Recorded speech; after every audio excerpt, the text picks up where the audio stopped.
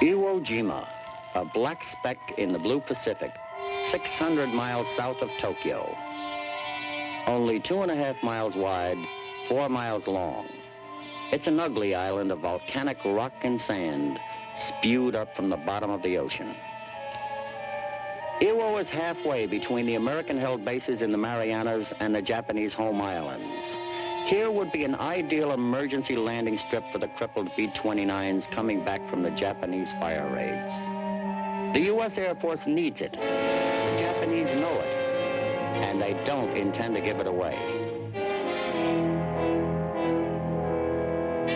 To command the island's defense, the Japanese High Command picks one of their toughest, Lieutenant General Tadamichi Kurabayashi. In June 1944, he goes to Iwo to save the island or die there. In the next 3 months, he moves in guns, tanks, and troops, doubles the size of the garrison, does his best to render the island impregnable. Men arrive at the rate of 500 a day. By October, 21,000 troops are on the island. One of those troops is 35-year-old Corporal Nakamura Masaki. A veteran of the Manchurian campaign, Masaki is recalled to active duty from his job at the Mitsubishi Mining Company. I am a squad leader. We are told that Iwo Jima is in danger. We have been sent here to help. We are ordered to dig. The earth is hot. I choke on the sulfur fumes. We can only work for 3 hours.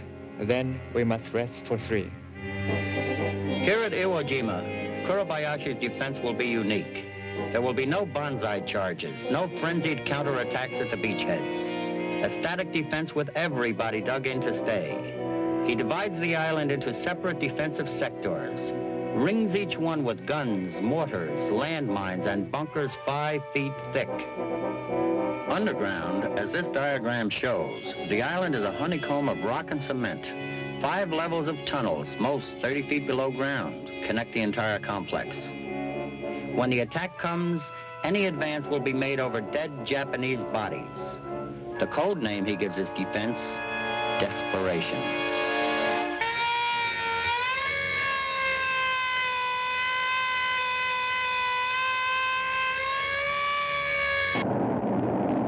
December 8, 1944. American B-24s call on the island. The Japanese have been using Iwo to stage raids on American B-29 bases in the Marianas. Admiral Nimitz awards it top priority. Neutralize it now, take it in February. For 74 days, the B-24s hammer the island.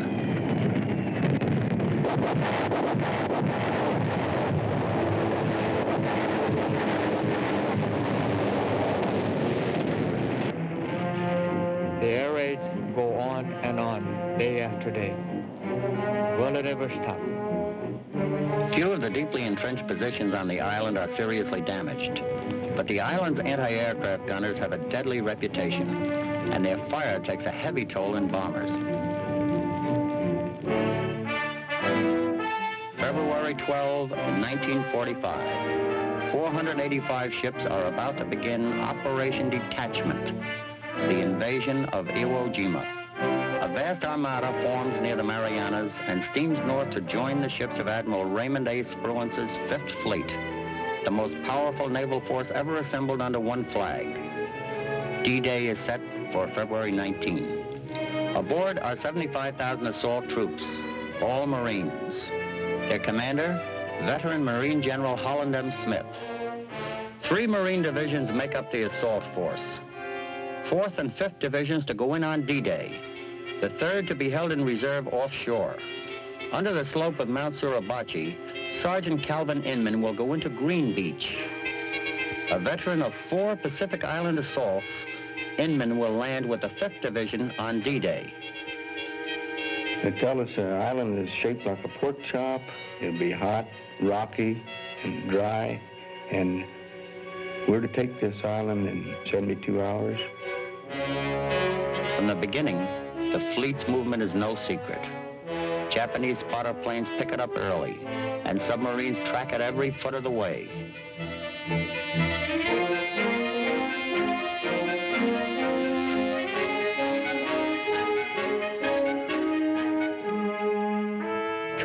she is warned. Expect invasion February 15 to end of month. Today we learned that the 3rd, 4th, and the 5th Marine Divisions are on their way to attack us. Our officers seem confident. Morale is high. We are ready. Perhaps the gods will help us win. Every soldier of every faith is certain that God is on his side. It is so at Iwo. It has always been this way. 0600, February 16.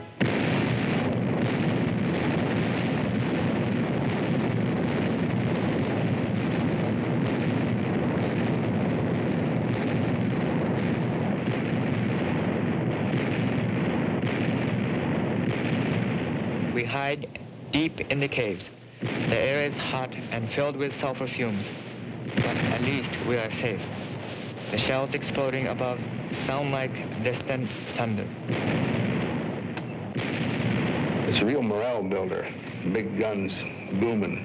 And we're going to land right under this fire that's going to keep our heads down a little bit while we come in on the beach.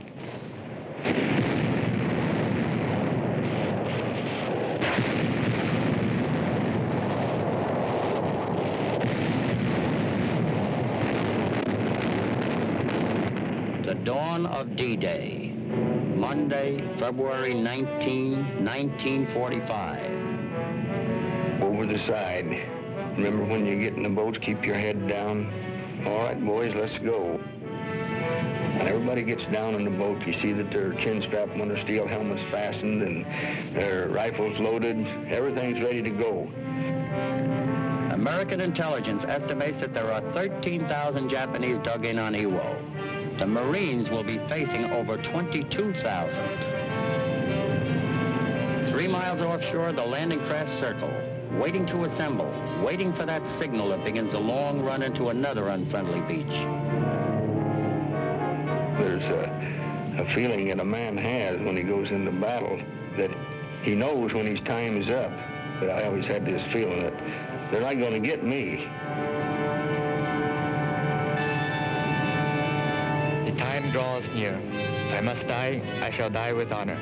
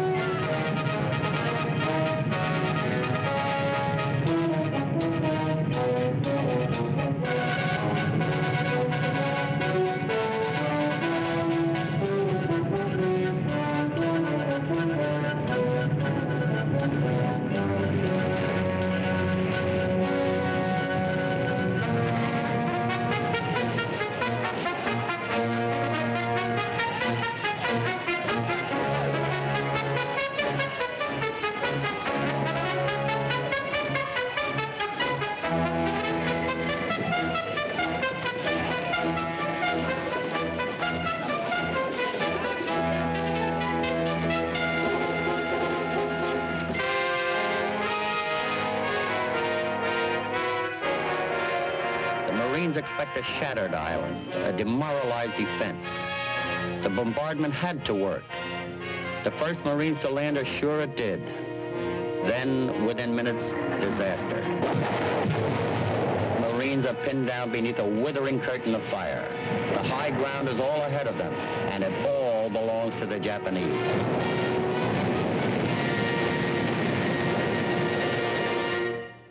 They fill the beaches. We fire and fire at them, but they keep landing.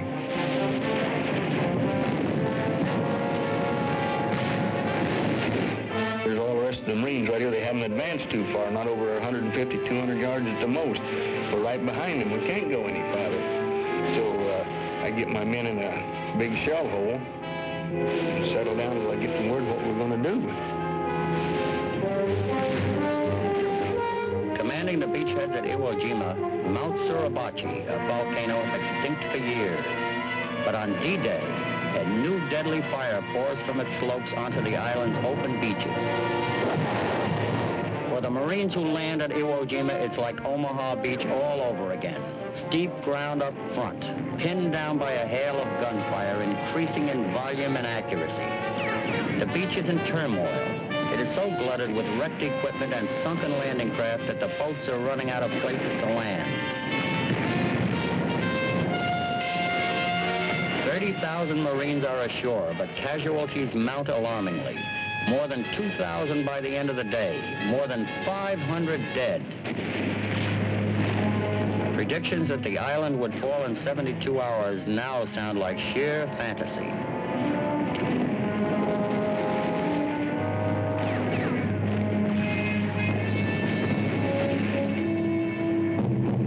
All the first day, and all the first night, all the next day, we stay right in this one hole. We don't move. Because you don't dare move. The artillery fire, the mortar fire, and the rifle fire, you just can't believe what's going on above you.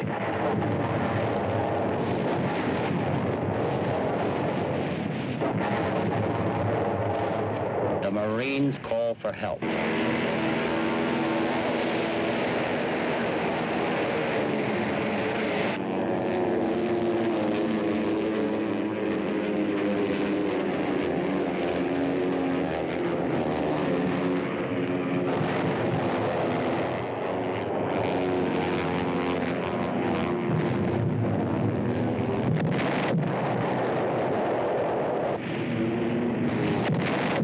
The island is surrounded by the enemy warships.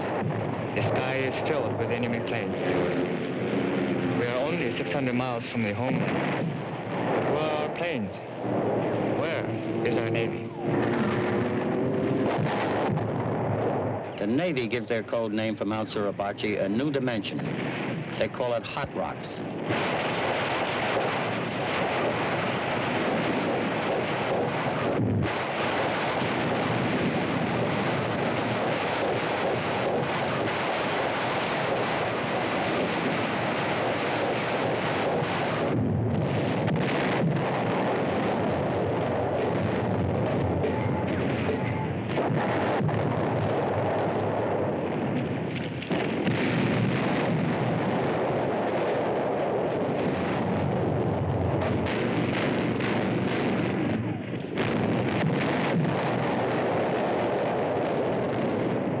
D+1. Take Mount Suribachi. After constant pounding of the embedded fortifications, the Marines move off the beach.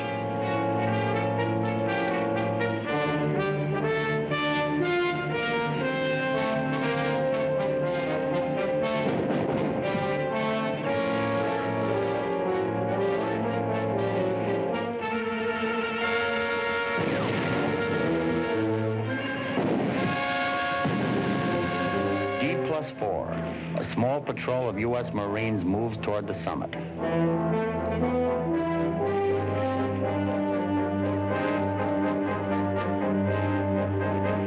We heard from the grapevine that our troops was pretty close to the top of the hill.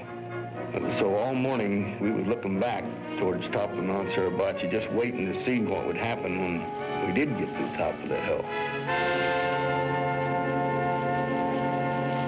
10:37 a.m.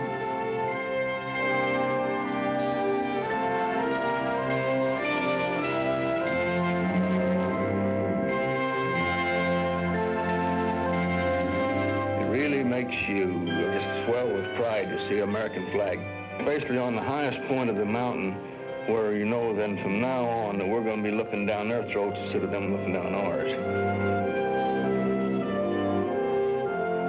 The capture of Mount Suribachi is not a decisive victory. The main Japanese force remains intact. The Americans have the bony part of the pork chop. The Japanese in the north still have the meat.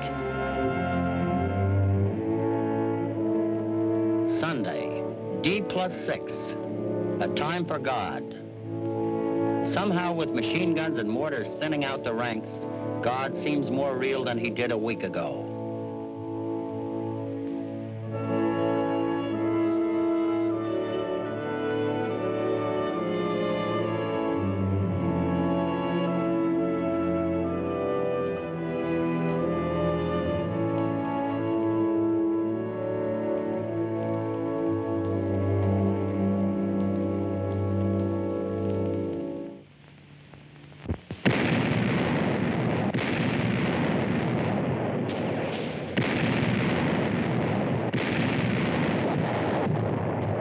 Sunday doesn't last long in a war. Now at the 3rd Division ashore, 60,000 Marines push north, straight into the main line of Japanese defense.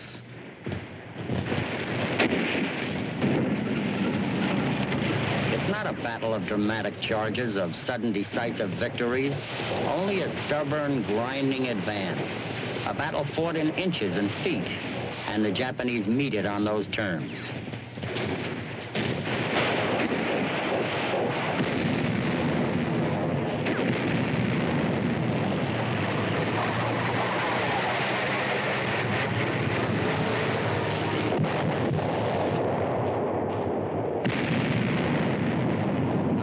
Shown. None is asked.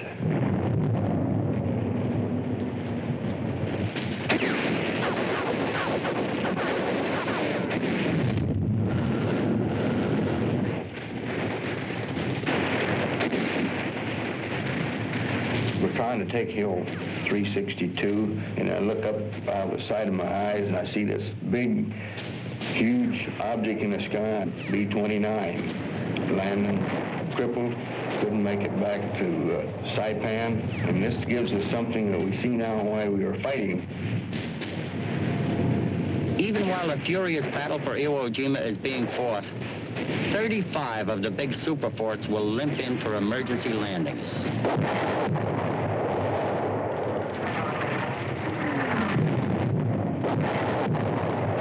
They were behind us. They'd come out of a cave. But all we get is a handful of grenades coming out. They lob some grenades out. We have a demolition squad right here. We just hollered for the flamethrower to come over.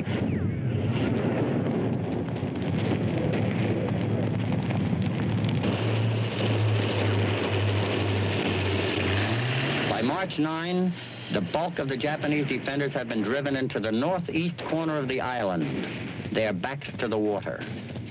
In one area alone, 500 by 1,000 yards, the Japanese have 300 pillboxes, gun emplacements, booby traps. Maneuvering is almost impossible. The battle must be fought in face-to-face combat now. We shoot at them from the narrow openings in the bunker, then crawl to the other places and fire again. It is like children playing the game of hide from the devil.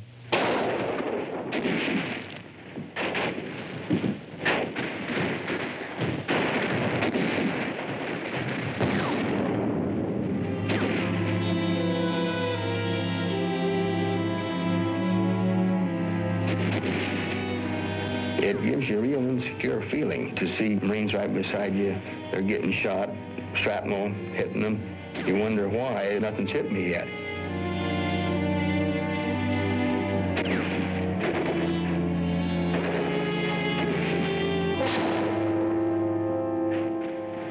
Our numbers grow smaller. Several of the men have already committed suicide by showing themselves at the openings. Frontal attacks have become too costly to continue. Flamethrowers burn out what can't be blasted out.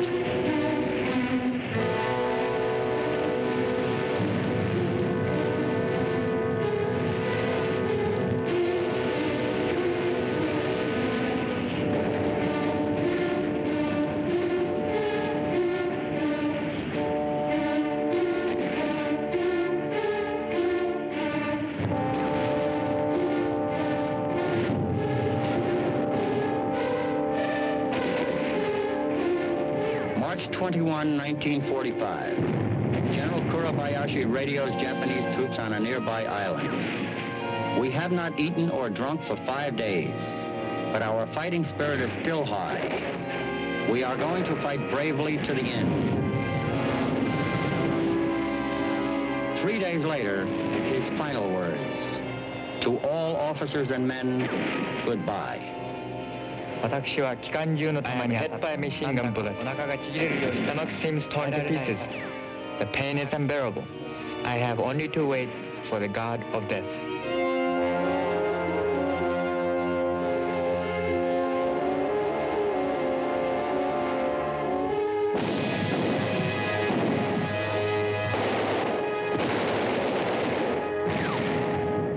Except for scattered pockets of resistance and sporadic raids from a few concealed Japanese, the Marines' battle for Iwo Jima is over. On March 28, General Holland Smith officially declares Iwo Jima is secure.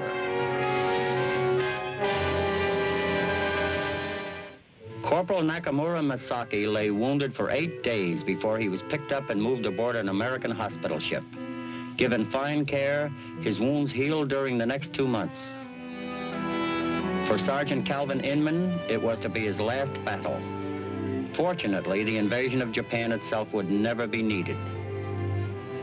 The Americans needed an airstrip, the Japanese needed time. Both got what they needed, but 27,000 lives bought it. The most densely populated battleground became the most densely populated cemetery.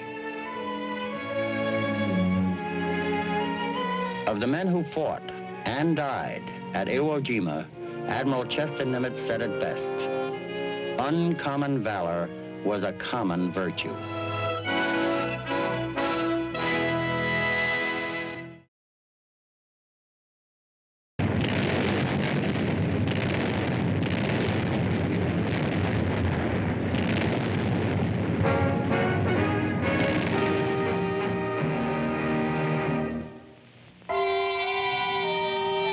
Running generally north and south, Okinawa is 60 miles long and from 2 to 18 miles wide. It is mountainous in the north. The south is mostly rolling hills, honeycombed with cliffs and caves. The invasion of this island poses problems not encountered in previous island assaults by the Americans. Okinawa lies within easy flying range of planes based in Japan. While American transport and supply are stretched farther than ever before, the Japanese supply lines are short. There can be no surprise. The Japanese know, and the Americans know they know. An attack on Okinawa is imminent. Most of Japan's flyers and planes in China and Southeast Asia have been ordered back to the homeland. One pilot returning from Singapore is Ensign Mitsuo Saeki. 私は中島基地から I have been ordered to report from Nakajima to Kagoshima Airdrome in Kyushu. On our way, my comrades and I passed Tokyo. Much of the city is destroyed from firebombing. We vow to fight the enemy to the death for what he has done to our homeland.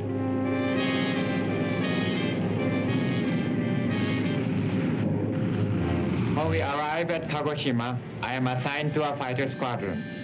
We are given both defensive and offensive assignments. We are to fight as interceptors against American B-25 and B-29 bombers. Later, we will fly escort for the kamikaze attack that will stop the American invaders. Kamikaze means divine wind. It comes from the 13th century when Japan was threatened by a Mongol invasion. Just as the enemy fleet approached our shores, a divine storm destroyed every ship and so preserved our land. To this day, Nippon has never been invaded, nor will it ever be. Again, the divine wind is with us. This time, it will strike with planes and bombs. I was on Cebu in the Philippines when the Kamikaze Corps was first organized. I wanted very much to volunteer for this sacred duty. But since I was not a veteran pilot, the honor could not be mine. Now I wish to volunteer again. I am told I cannot. Pilots with my experience are needed more for fighter duty. Only the new men are assigned to kamikaze training.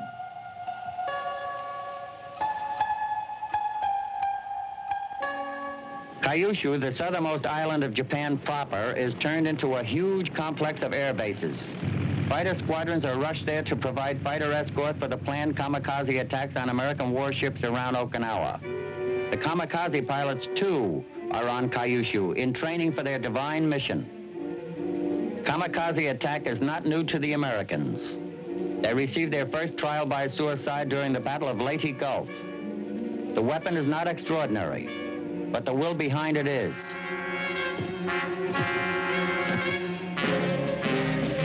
March 1945. Admiral Mark Mitcher's Carrier Task Force 58 sails to within 100 miles of Kyushu and sets out to neutralize Japanese air power on that island.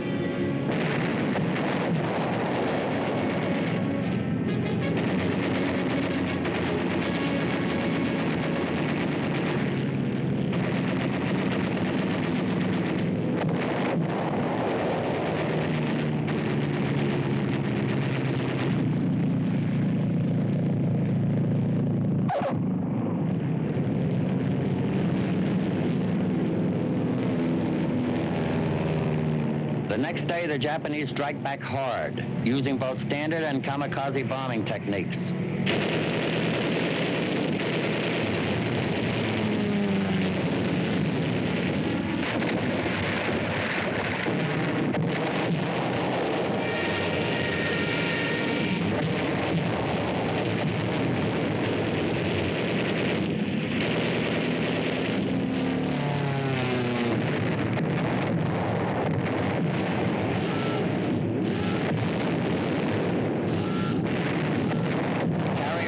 Is knocked out of commission. The carrier Wasp and destroyer Halsey Power are seriously damaged. Suffering less serious damage are the carriers Enterprise and Yorktown. 737 Americans are killed, 563 wounded. The Japanese lose heavily too. American pilots claim 528 kills. Task Force 58 has succeeded in its purpose. Kyushu-based planes won't be able to strike back in strength for 2 weeks.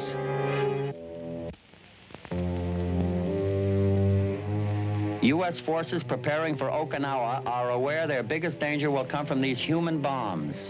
Kamikaze is topic number one throughout the American Pacific Fleet. Aboard the U.S. destroyer Hugh W. Hadley is Communications Officer Lieutenant Hunter Robbins, a veteran of the Pacific War since Guadalcanal. We're escorting a convoy heading for the Caroline Islands. Our ship is spanking new, commissioned just 2 months ago and loaded with anti-aircraft guns. We feel lucky to have a crew made up of destroyer veterans from both the Atlantic and Pacific. Name any battle fought in this war, and somebody on board's been in it. Our skipper's name is Baron Joseph Mullaney. What I particularly like is that he's not the nervous Aunt Nellie type that can't make decisions under pressure. Our gunnery officer is another Irishman, Patrick Henry McGann from Sandusky, Ohio. Pat and I did Liberty together before leaving Pearl. It was a rather fatalistic night. Pat kept saying, "We're not coming back from this one. No, sirree, we're not coming back." What I kind of suspected was just an excuse for us to have another drink. We've dropped anchor off Ulithi Atoll. Something big's in the making. The large number of ships here spells that. Back in the rough days at Guadalcanal, the entire American fleet in the Pacific consisted of no more than 3 dozen ships. Now it runs into the thousands. Late March. The Okinawan invasion force under command of Admiral Raymond A. Spruance has assembled in 3 staging areas, at Leyte, Saipan, and Ulithi.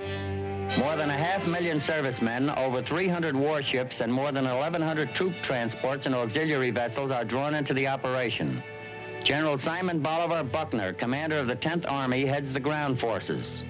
These consist of the 24th Army Corps and the 3rd Amphibious Marine Corps. Counting the reserves, 183,000 troops in all. The greatest expeditionary force of the entire Pacific War sets sail for Okinawa. Awaiting them on that island is the Japanese 32nd Army, commanded by Lieutenant General Mitsuro Oshijima.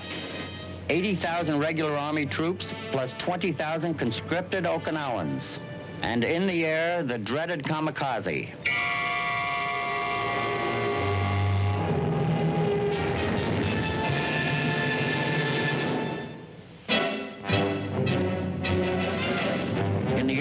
hours of Easter Sunday, April 1st, the Central Pacific Task Forces stand off the shores of Okinawa, poised to invade that island, the last major stepping stone before Japan itself. It is L Day, Landing Day.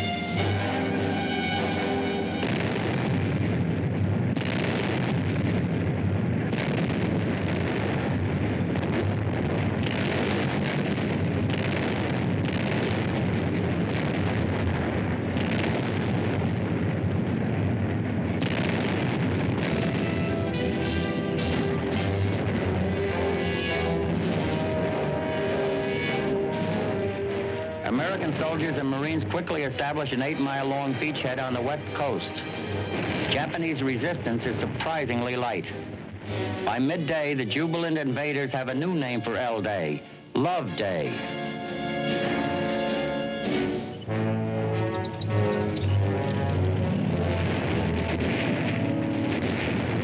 Before nightfall, the invaders have captured 2 airfields and in 2 days have crossed the island. Resistance is still minor. The biggest problem, the housing and care of thousands of Okinawan civilians, women, children, and old men.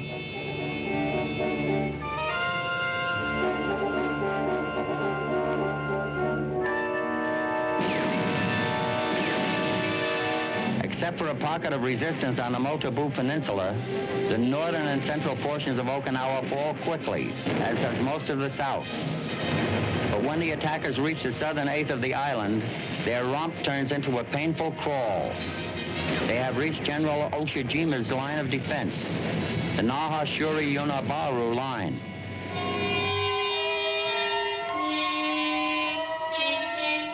We've been on general quarters since early this morning, and it's surprising that no enemy planes have come around. Still, nobody's relaxing. And already I can feel that old tension starting to mount between us. Just one wrong word from somebody and you're ready to jump all over them. Only this morning, news reached us that Americans have converged on Okinawa. The first flight of kamikaze has its orders. Aircraft carriers are #1 target. Second, all ships with troops, then battleships and cruisers. If every kamikaze destroys 1 ship, then even with 10,000 ships, the enemy cannot hope to win. Every kamikaze pilot is spiritually prepared, confident he can destroy the enemy. In dying, he knows that his body may disappear, but not his spirit. The spirit lives on, continues from generation to generation like a noble light, giving to every man the courage to fight for emperor and country.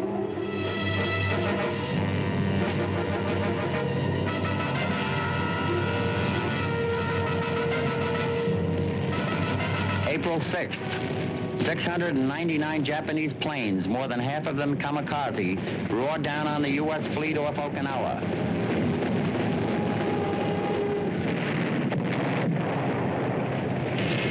Sure, there are frightening aspects to this kind of attack, but I personally tend to discount that it is sheer fanaticism.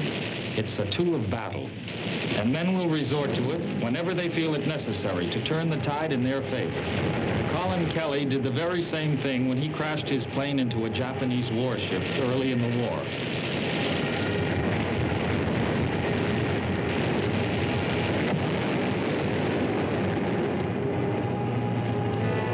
At day's end, 2 destroyers, a high-speed mine layer, and an LST are sunk.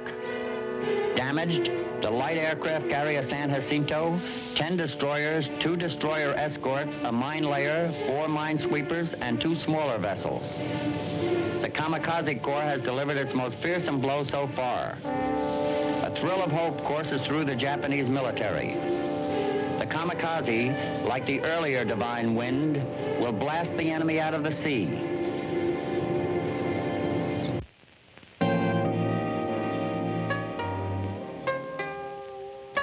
More kamikaze are ready. Both the Imperial Army and Navy have joined in Special Attack Forces designated Kikusui, symbolized by the banner of Kusunoki, the loyal samurai retainer. This morning, I went to bid farewell to a friend from my province. I offered him some botamochi, made of rice and wrapped in sugar and beans. He refused it, saying, "I must keep myself fit for my mission." Finally, we shook hands, and I asked if there was any last message for his mother. He said, "No, I am going, and my mother knows. What more is there?" All I could reply was, "I will follow you soon." 3 hours later, he was dead. On April 11th and 12th, the Japanese launched their second Kikutsui attack with 185 planes. We also have a new type weapon, a flying bomb, which we call Oka, or cherry blossom. It is carried to the target by a bomber, then launched with a pilot. Like a tender blossom, this bomb will burst for a moment in shining glory, then perish forever. But the brave deed shall live on, just as the spirit of Kusunoki lives on.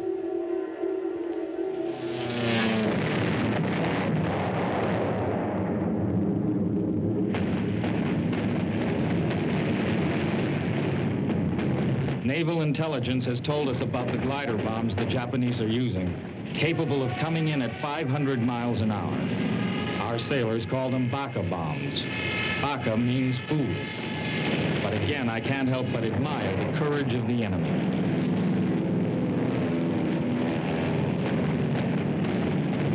The Americans who have grown overconfident early in the Okinawa campaign are serious now.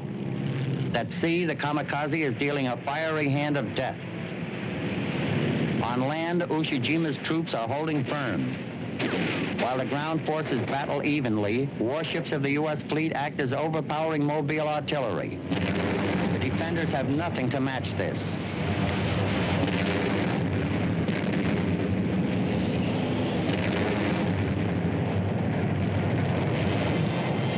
Orders were received for our ship to take over as fighter direction ship on the picket line. Word came through Fleet Circuit that our sister ship, the Aaron Ward, absorbed 6 suicide hits this morning.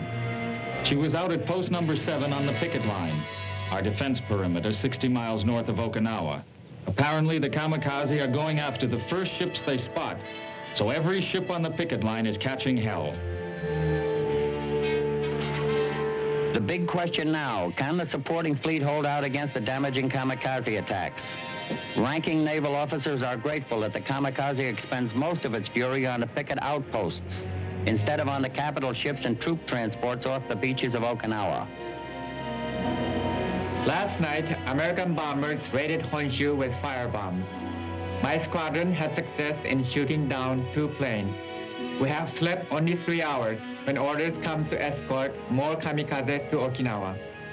These pilots are younger now. They have very little training and fly recklessly. We fighter pilots feel sorry for them, but we also joke about it. When someone in our squadron makes a bad maneuver, we all say, "You're right for the kamikaze corps." We laugh, for we know that sooner or later, all of us will die fighting. The important thing is to make each death count.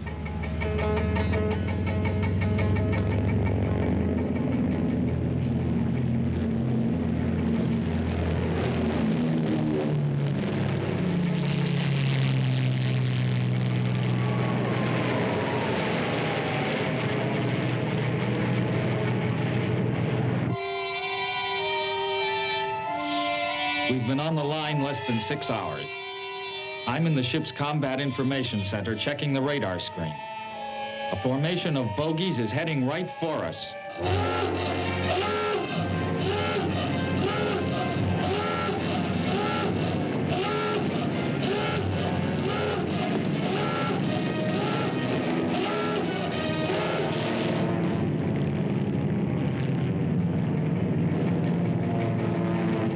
Flight is approaching the ring of enemy ships.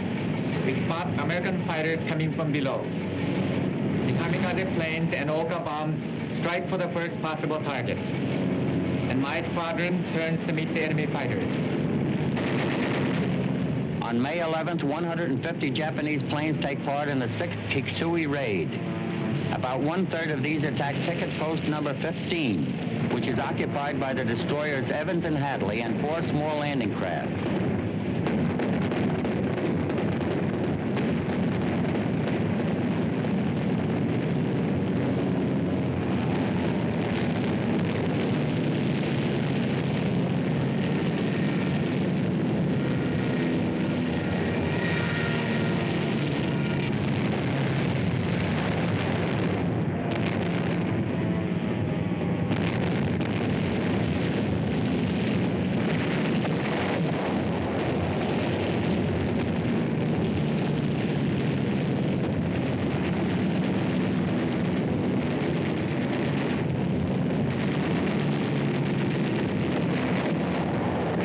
We've taken a hit smack in the middle, and all communications are out. Fire is threatening us. McGann and his boys keep up the ack-ack fire. A second bogey is dead on us, and everyone dives for cover.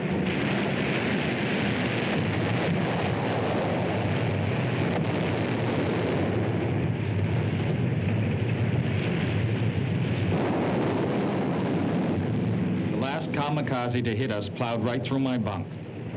When we finally clear the mess, we find a young pilot practically on top of his engine. He couldn't have been more than 19.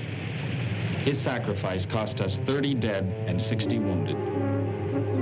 The Evans and Hadley are both knocked out of battle, but they claim to have taken 37 Japanese planes with them. 37 planes is a cheap price for the Japanese to pay for two powerful warships. As wild-eyed and fanatical as the kamikaze concept of war appears, it's the only chance the Japanese have left.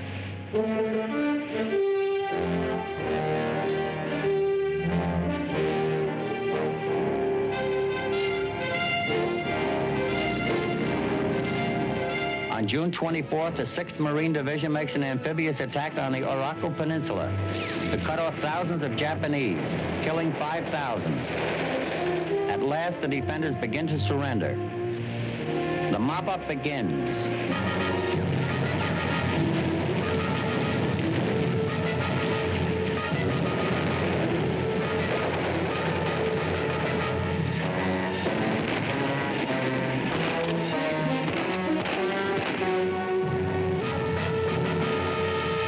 July 2nd, the Okinawa campaign is declared ended.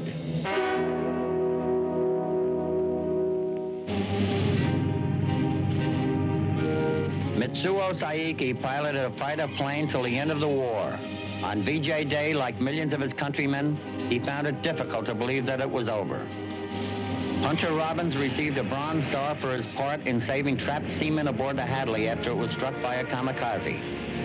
He remained with the stricken ship as it was towed across the Pacific to the United States, where it was decommissioned.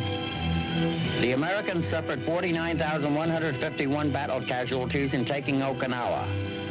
The Japanese lose approximately 110,000 dead or missing, nearly 100,000 on land alone. The Okinawa campaign filled the victors with just about as much foreboding as it did the losers. If the Japanese contested this island so bitterly, how much harder would they fight in defense of their homeland? The question became academic when the A-bombs fell on Hiroshima and Nagasaki. Okinawa was the last battle of World War II.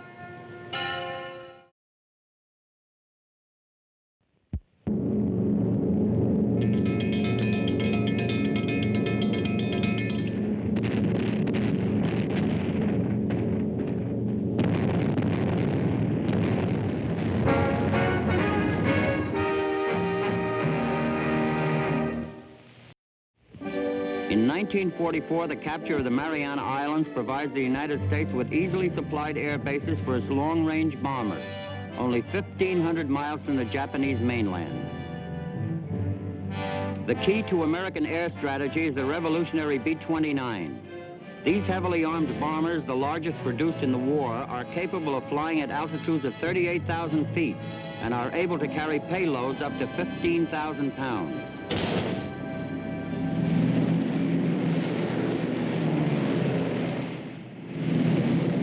On November 24th, the first wave of superfortresses takes off for Japan in a series of raids designed to bring the Japanese people to their knees.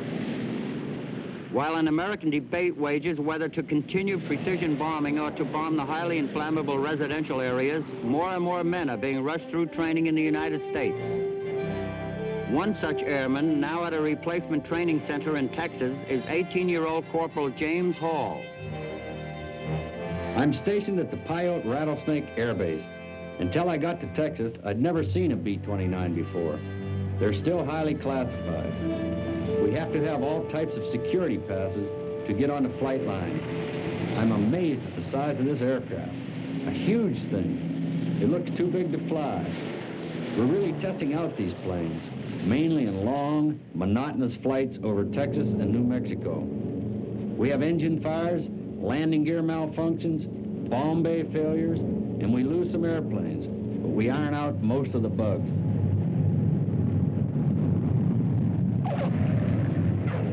I don't give much thought to the job I'm doing. I figure we're at war, and the men running this Air Force know a lot more about it than I do. We'll be training here until about April, and then be shipped overseas. They'll give us a new B-29 to take with us. To meet the threat posed by the B-29s, the Japanese home defense system is reorganized. Special air defense squadrons are allocated to major cities and key industrial areas. Among the airmen assigned to defend Tokyo was a young fighter pilot, Lieutenant Takeo Taguchi. I have been sent to the Tachikawa Air Base near Tokyo. Because there are not enough planes for us to fly, many of us have been reassigned to ground crews and anti-aircraft batteries. My battery will defend the sky over Imperial Palace. It is a very important responsibility.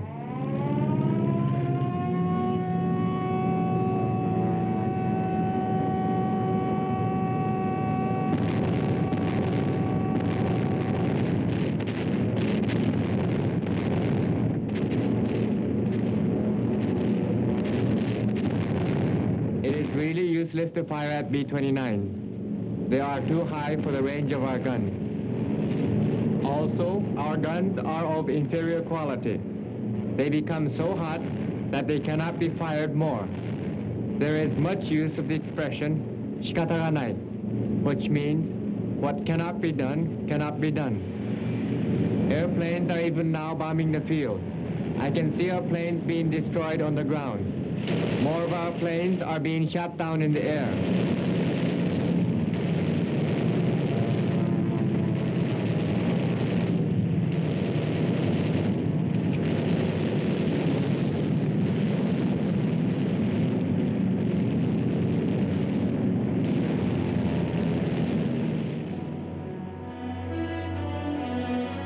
By the beginning of 1945, the B-29 raids are having a noticeable effect on Japanese war production, already faltering due to the tightening blockade and the loss of important foreign bases. As the B-29 raids intensify, Japan's defense measures become desperate. Over 8 million children and non-essential urban dwellers are evacuated to the country. Those who remain are mobilized into civilian defense brigades. Slogans such as 100 million, one mind are commonplace. But the average Japanese, faced with destruction at home and defeat abroad, has begun to lose trust in his military leaders. Only for the emperor do they reserve their wholehearted respect and devotion. He embodies the Yamato spirit, for which the Japanese will make any sacrifice, including life itself. Evacuation to the countryside has been formally encouraged. Still, many people have preferred to remain in Tokyo.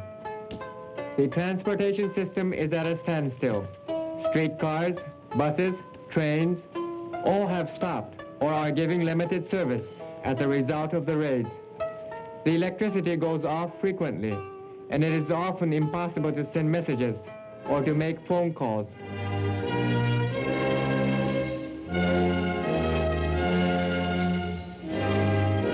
Students are now being drafted. In the past, they had been deferred as a special group, but now they are being conscripted by whole classes.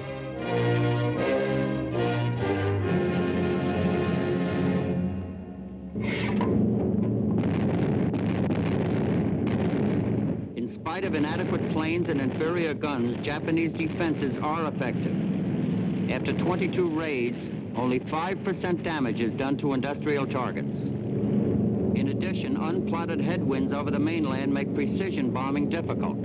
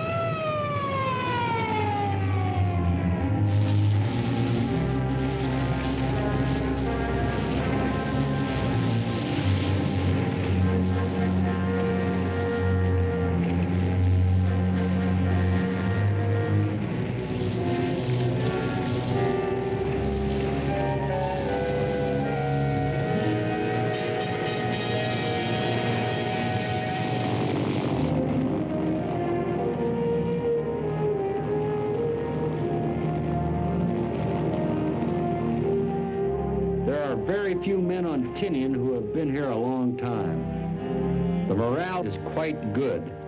The mess halls are made of wood. The food is adequate, mainly powdered eggs and Australian mutton. On my off-duty hours, I play baseball mostly, or swim a little.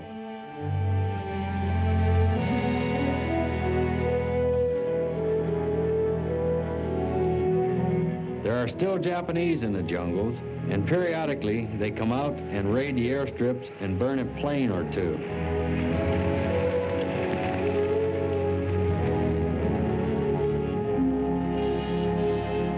In March 1945, a decision is made. Mass formations of B-29s will strike Japanese cities at night, flying at low altitudes and carrying incendiaries. The first such raid is scheduled for March 10th. The target, the paper city of Tokyo.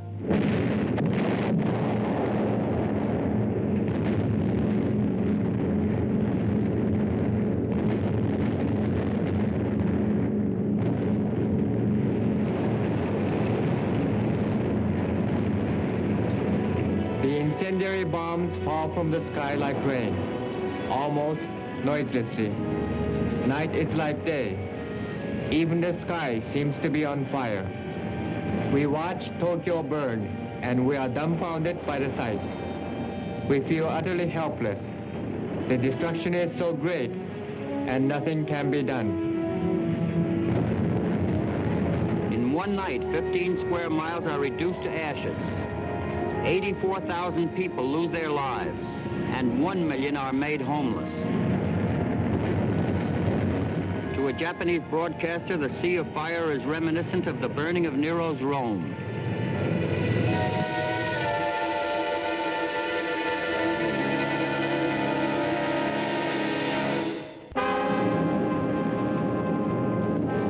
March 1945. The B-29 air war against Japan is now unrestricted, with raids on Nagoya, Osaka, Kobe, Yokohama, and other cities.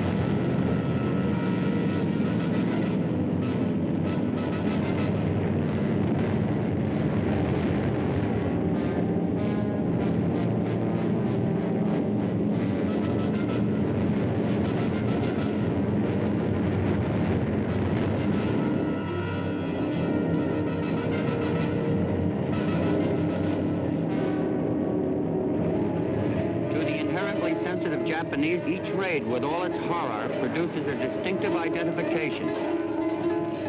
The raid of the dancing flames, the raid of the leaping tigers, the raid of the fire wind. With all of Japan reeling from the air attacks, American military leaders search for ways of bringing the war to an end. Operation Olympic, scheduled for the fall of the year, will be the first invasion assault on the Japanese mainland. In the meantime, the air war is to continue.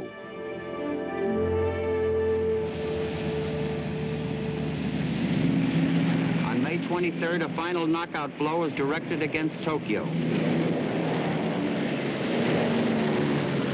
The pilots have orders to gut the city.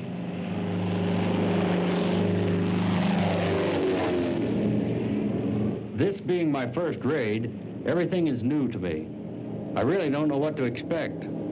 Of course, it's all very exciting. The rest of the crew have been on 31 missions. They're all extremely apprehensive. I guess they know what to fear, whereas I don't.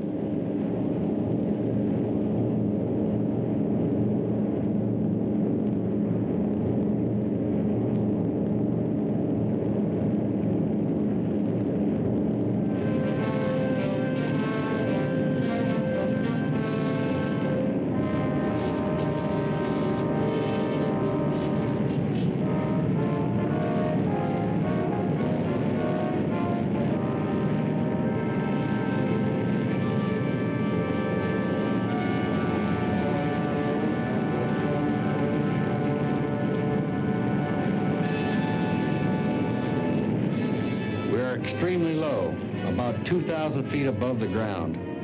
The bright moon reflects off the oil-stained wings.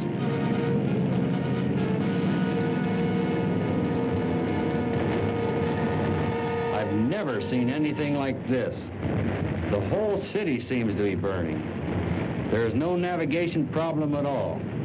We have seen the fires a good 100 miles out. The glowing skyline reminds me of the steel mills in Pittsburgh.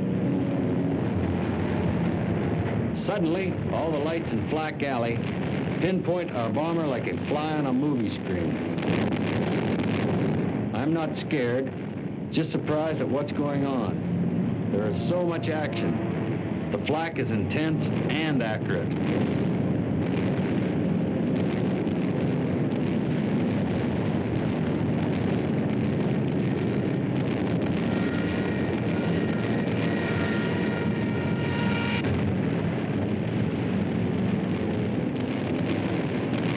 Tokyo is scratched from the list of incendiary targets. More than 1/3 of the city has been laid waste.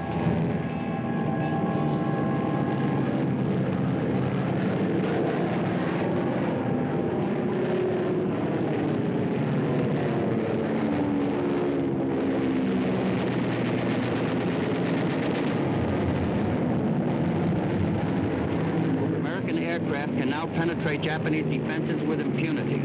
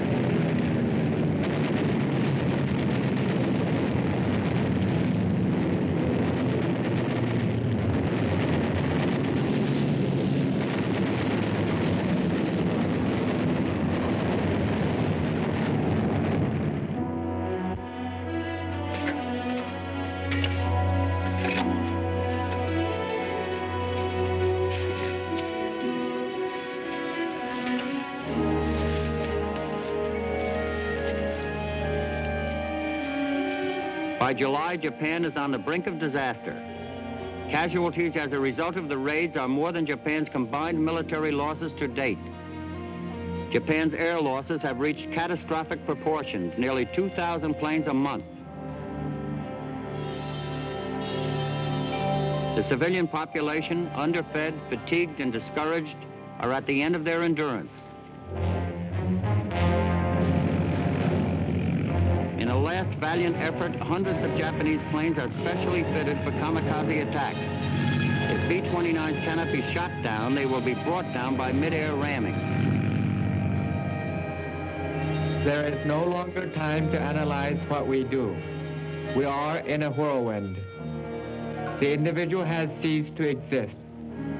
If one is loyal, one must be prepared to die.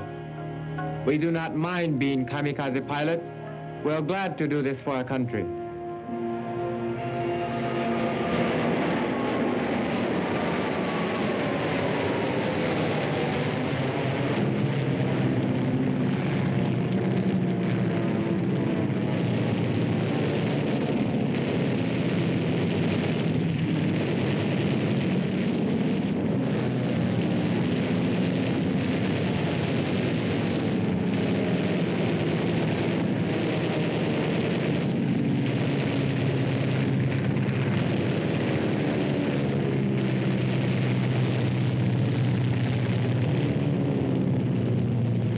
Japanese pilots scatter their lives over the cities of their homeland. A series of events have begun which cannot be stopped.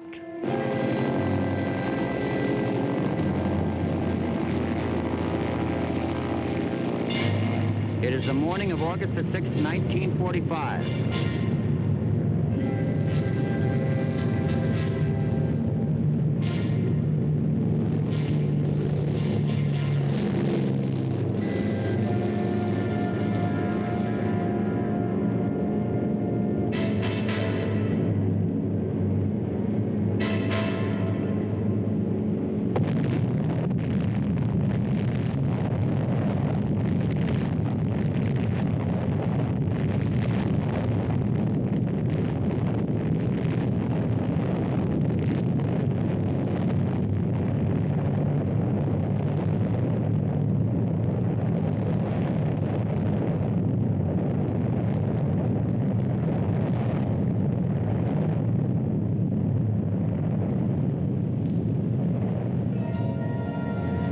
In a matter of seconds, over 70,000 lives are snuffed out, and about 70,000 gravely injured.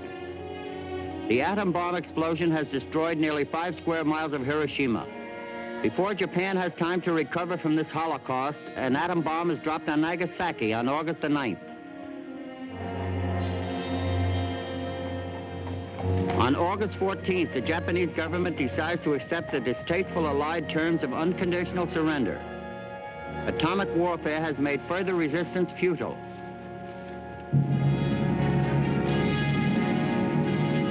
We aren't really sure what's happened. We're happy about the war ending, but I don't think everyone believes this thing about the atom bomb. I think it might be some kind of propaganda device that gives the Japanese a good excuse to surrender. Perhaps the Japanese said we dropped a bomb, and we're just going along with them. There aren't any big celebrations, and as far as there being any big emotional letdown, there isn't any. We're just glad it's all over, that we'll be going home.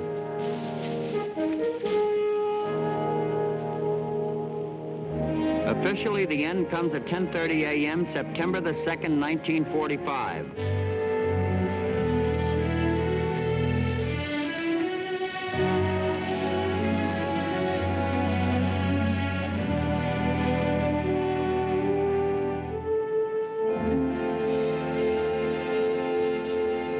Let us pray that peace be now restored to the world, and that God will preserve it always. These proceedings are closed.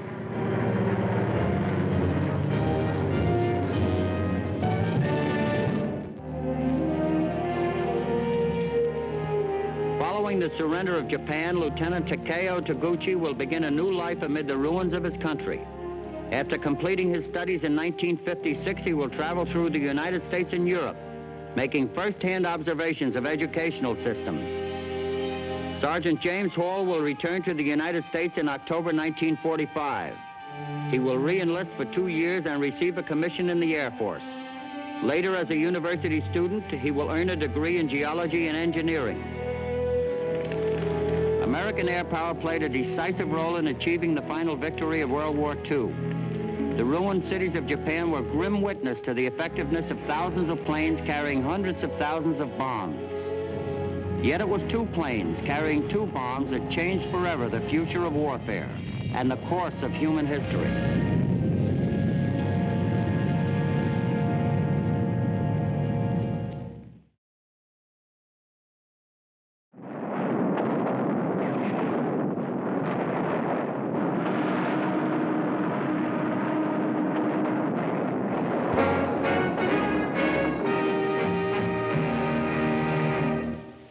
Final flaming hours for Japan.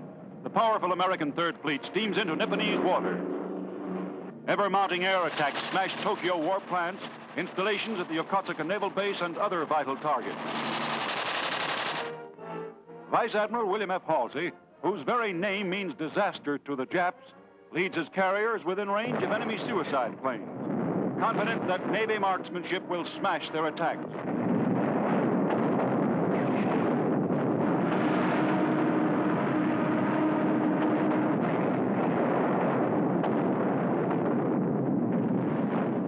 Within sight of the Jap coast, Halsey's battle wagons pour broadsides into shore targets.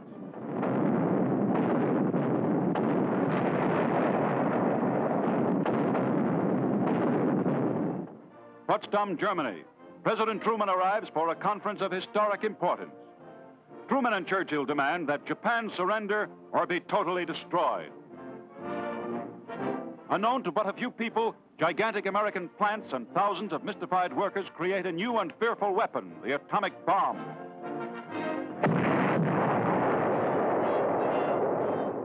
From 6 miles away, this is the terrifying effect of one small bomb.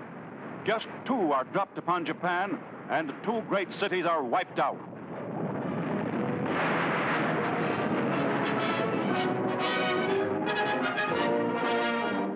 Hiroshima, obliterated by one small bomb load of atomic energy. Russia declares war on the Japanese Empire, and Soviet armies parade through Moscow en route to the front. Suddenly, from Japan comes a momentous message. I have received this afternoon a message from the Japanese government in reply to the message forwarded to that government by the Secretary of State on August 11th. I deem this reply a full acceptance of the Potsdam Declaration, which specifies the unconditional surrender of Japan. In the reply, there is no qualification. Newsmen rush to nearby telephones with the electrifying story. A hurricane of unrestrained joy sweeps through every part of a war-sick world, from the rice paddies of China to the streets of every city throughout the Americas. Manila. The Japs are instructed by General Douglas MacArthur, Allied Supreme Commander, to send a delegation to him for his first orders to Emperor Hirohito. Led by General Kawabe, they are escorted to American headquarters.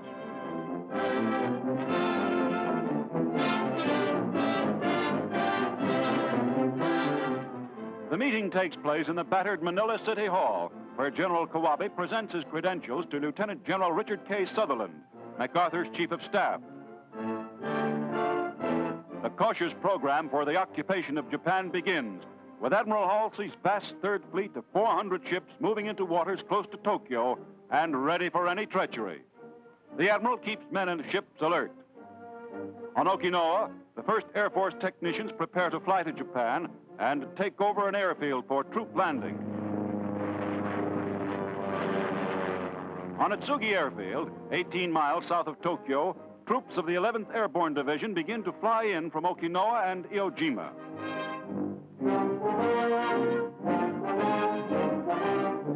The first American prisoners to be liberated are seen at Atsugi. Japanese members of the liaison committee at the flying field report to General Eichelberger that all instructions have been followed. There is a sudden rush to meet an incoming plane. It is appropriately named Bataan and brings General Douglas MacArthur to the end of a long, hard journey. All the way from Bataan to Japan, a road of pain and sacrifice. But in the General's words, this looks like the payoff.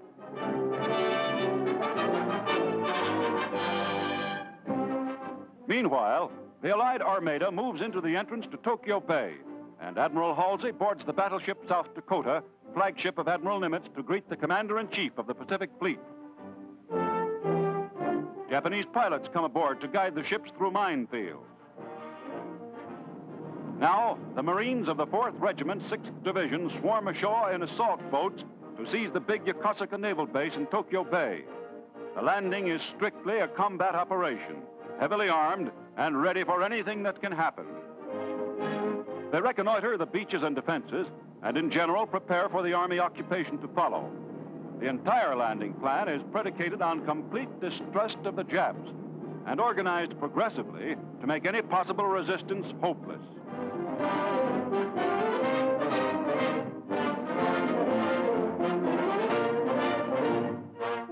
The Jap Vice Admiral Tatsuka at the base salutes the American officers in command, and then sees the stars and stripes raised by Marines of the division that was overwhelmed on Bataan. Sunday, September 2nd, 1945, the USS Missouri. General MacArthur, Supreme Commander, arrives for the surrender ceremonies. He is followed by the Japanese delegation, headed by Foreign Minister Mamoru Shigemitsu, with General Umezu, Chief of the Imperial General Staff, and 9 other representatives of a vanquished people.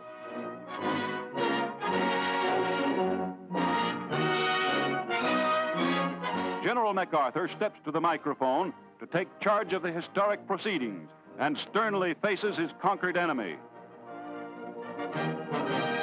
The terms and conditions upon which surrender of the Japanese imperial forces is here to be given and accepted are contained in the instrument of surrender now before you.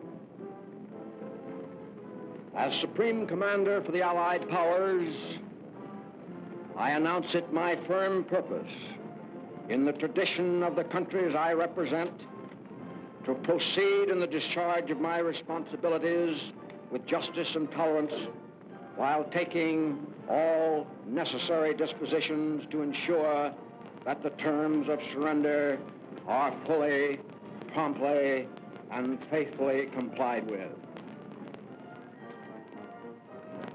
I now invite the representatives of the Emperor of Japan and the Japanese government and the Japanese Imperial General Headquarters to sign the instrument of surrender at the places indicated. Japanese Foreign Minister Shigemitsu is the first to sign in behalf of the Emperor of Japan.